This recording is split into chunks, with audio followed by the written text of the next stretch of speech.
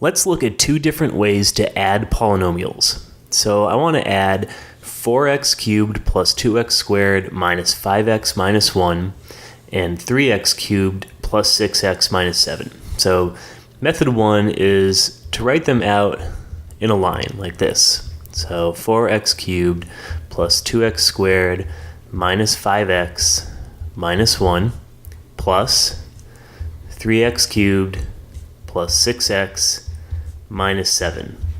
And then I'm going to look for like terms. So I have an x cubed here and I have an x cubed here, and that's 4 plus 3, that'll be 7x cubed. And I have a 2x squared, and well, there isn't a 2x squared or any x squared over there, so I just have 2x squared here. And I have a minus 5x and a plus 6x. That leaves a plus x overall. And then I have a minus 1, a minus 7, and that's a minus 8. That's my sum. Another way to do it is to write them vertically like this. So 4x cubed plus 2x squared minus 5x minus 1, and then I'm going to write this one underneath it, and I'm going to line up the terms. So 3x cubed can go there. There isn't an x squared. And then I have a plus 6x here, and I have a minus 7 there. And then I'm going to add them up. So 4 plus 3, that's 7. So I have 7x cubed. 2 plus 0, that's 2. So I have 2x squared. Negative 5 plus 6, that's positive 1. So I have plus x. And negative 1 plus negative 7 is negative 8. And you see you get the same thing in either case.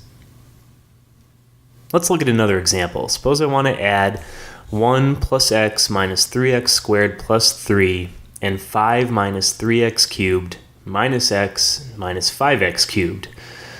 Well, before I go ahead and add, I see some things I can simplify here. I have a 1 and a 3 that can be combined in the first polynomial, and I have a negative 3x cubed and a negative 5x cubed that can be combined in the second. So let's do that first. So I have, and I might as well write these in standard form here. So I have minus 3x squared plus x, and then I have a 1 and a 3, that makes a 4. And for this one, I have a minus 3 and a minus 5, that's a minus 8x cubed, and then a minus x and a plus 5. Okay, so by method 1, I would write them in a row. So I would have minus 3x squared plus x plus 4 added to negative 8x cubed minus x plus 5. And so first, let's see, the highest term I have is a cube, so I might as well do that one first. So I have minus 8x cubed, and then I have an x squared minus 3x squared, and then I have an x and an x. Well, plus x and minus x, those are going to cancel each other out. And then I have a 4 and a 5, and I get 9. Okay, so let's try it using method 2. That would be writing them vertically. And let's see, I have the cube is the highest power. I'm going to do that one first. So minus 8x cubed. And then normally I would have an x squared. I'll write it as a 0x squared minus x plus 5.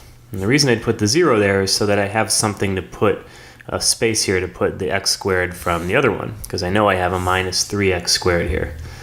So I have minus 3x squared plus x plus 4. And now I can add them up.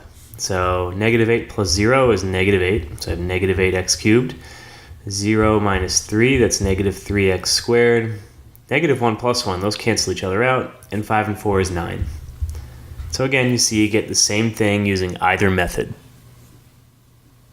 What about if the coefficients are fractions? That's okay, you can still use both methods.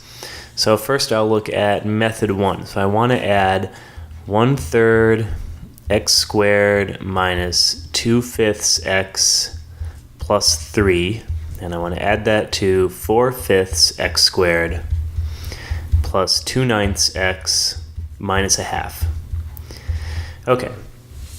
I have a 3rd x squared and a 4/5 x squared, so I need to add 1/3 and 4/5. And I recommend doing this on the side, maybe on the side of the paper or something like that, because it's, adding fractions can be kind of hard. So let's see, we have a common denominator of 15 with 5 and 3 here. And so to get 15, I need to multiply by 5, so that becomes a 5. And to get 15 here, I need to multiply by 3. Well, 4 times 3 is 12. And this ends up being, well, 12 plus 5, that's 17. Okay, so I'm going to have 17 15ths, and that's going to be x squared. And how about the x terms? I have an x term here and an x term here, and this time I have negative 2/5, so let's do this up here. Negative 2/5, so I'm going to add that to 2/9. Okay, so common denominator with 9 and 5, that would be 45. And this is still negative. And so 5 times 9 is 45, so I need to multiply by 9 on the top and bottom, so that becomes an 18. And I need to multiply this by 5 on the top and the bottom, so that becomes a 10. And negative 18 plus 10 is negative 8, so this is negative 8 45ths. So this becomes negative 8 45ths x. And then last I have 3 minus a half. So I have 3 minus a half, and I want to give them a common denominator of 2. Well, that stays a half. I don't have to do anything to that. Here I have to multiply top and bottom by 2, so that'll become a 6. And 6 minus 1 is 5, so I get 5 halves. Okay, let's try using method 2. So method 2 is where you write them vertically. So I have 1/3 x squared minus 2/5 x plus 3, and then I have 4/5 x squared plus 2/9 x minus a half. And I'm going to add them up. Well, to add them up, I'm still going to have to do this extra calculation on the side here. I would still have to do 1/3 plus 4/5 to get 17/15. So that's kind of unavoidable. You're going to have to add some fractions here. Negative 2/5 plus 2/9, that was negative 8 45ths. So this becomes negative 8 45ths x. And then we had 3 minus a half, and that was 5 halves.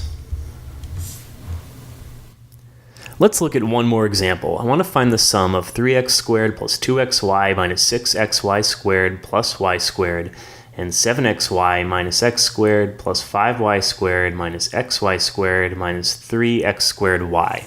And this example is a little trickier because you have to find all the like terms, and it looks a little more complicated this time, but you can still use either method.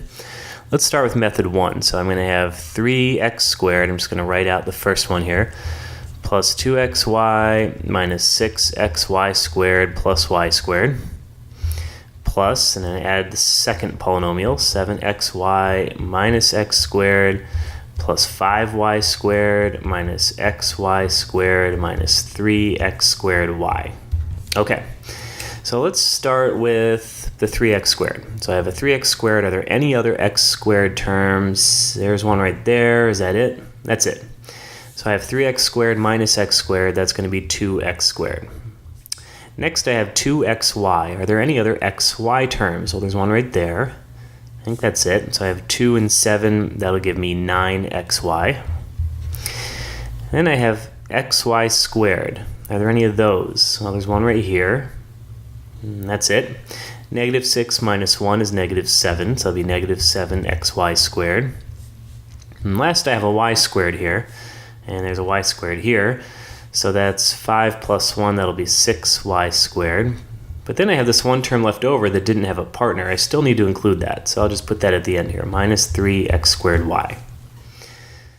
Okay, I prefer method 1 when you have something more complicated like this, but you can still use method 2. You just have to be very careful to line up the like terms. So let's write the first polynomial, 3x squared plus 2xy minus 6xy squared plus y squared. And now I need to line up everything from the second polynomial underneath the first. So I have an x squared, so I'm going to put a little check mark here. I got that one, minus x squared, okay.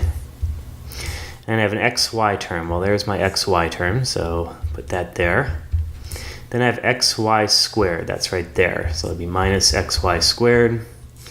Then I have a y squared, that's this right here, plus 5y squared. And then I have this one left over, minus 3x squared y. And now I can add them up. 3 minus 1, that's 2x squared. 7 and 2, that's 9xy. Negative 6 and negative 1, that's negative 7xy squared. 5 and 1, that'll be 6y squared, and then I still have this term left over, minus 3x squared y. So you can use either method you want. Sometimes it's easier to use method 1, sometimes it's easier to use method 2, or if you prefer to just stick with one method all the time, that's fine. You get the same answer in either case.